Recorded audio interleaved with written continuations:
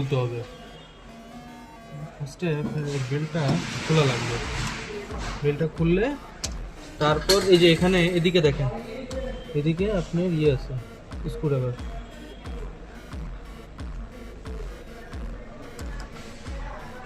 ঠিক আছে, এটা এদিকে একটা আছে, এই যে নিচে এই সাইডে একটা সামনে খুললে তারপর এটা এইভাবে খুলবে, তারপর ছেড়ে দেবেন। তারপর এটাই রাখলাম এদিকে, এই পিনিয়ন।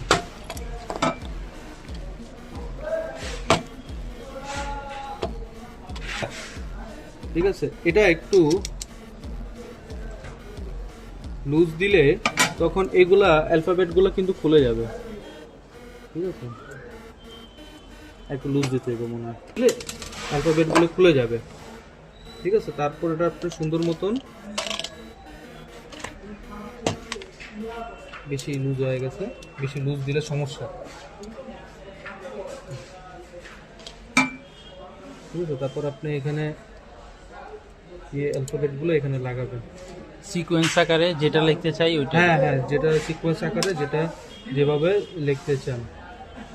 এটা তো এক লাইনে হয় নাকি? হ্যাঁ হ্যাঁ হ্যাঁ, এই যে এক লাইনে, এক লাইনের বেশি হবে না, 2-3 লাইন করা না যাবে? না না, এই যে দেখেন, এটা হলো কি, ধরেন আপনি এক্সপায়ারি ডেট দিলেন, তারপর এইদিকে ওই যে একটা গ্যাপ আছে, গ্যাপ দেওয়ার পর আবার আরেকটা আছে এমআরপি দিলেন, তারপর আরেকটা হওয়ার পর আবার আপনার ম্যানুফ্যাকচার ডেট দিলেন। ঠিক আছে, এটা আপনি আপনার নিজেরা সেটিং করতে পারবেন। মানে এক লাইনেই হবে না 3 লাইনে হবে? 3 লাইনে হবে, না না, এক লাইনেই হবে, 3টা গ্যাপে। ও আচ্ছা, 3টা গ্যাপে হবে।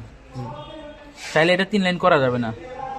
না, এটা 3 লাইন করা যাবে না, আমি ভুলে যাই।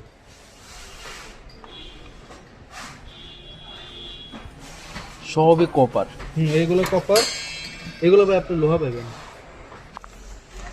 এক্সট্রা পাতিটাতে যা যা লাগে সব অ্যাভেলেবেল, বেল্ট সহ যা কিছু আছে প্রয়োজনীয়, এগুলা যত পিস প্রয়োজন তত পিস দেওয়া যাবে। আর এটা এক্সট্রা এই জায়গায় লাগানো হয় যাতে হচ্ছে আপনার পলিথিনটা দিতে সুবিধা হয়।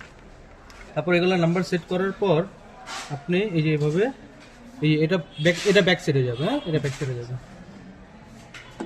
লাগিয়ে দিলেন, লাগিয়ে দিলে পরে স্পিনটা নেমে গেল। হ্যাঁ হ্যাঁ, এটা ছেড়ে দিবেন, এই যে এই সাইডটা। তারপর একটু সুন্দর করে একটু বেল্টটা সেট আপ করতে হবে। হ্যাঁ,